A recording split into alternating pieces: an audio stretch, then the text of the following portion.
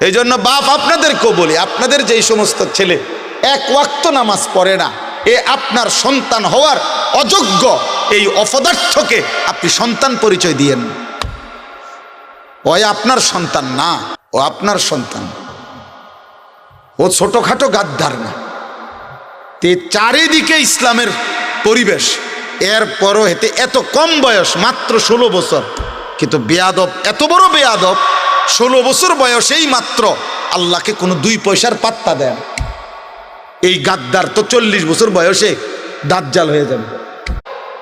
এই জন্য বাপ আপনাদেরকেও বলি, আপনাদের যেই সমস্ত ছেলে এক ওয়াক্ত নামাজ পড়ে না, এ আপনার সন্তান হওয়ার অযোগ্য, এই অপদার্থকে আপনি সন্তান পরিচয় দিয়েন।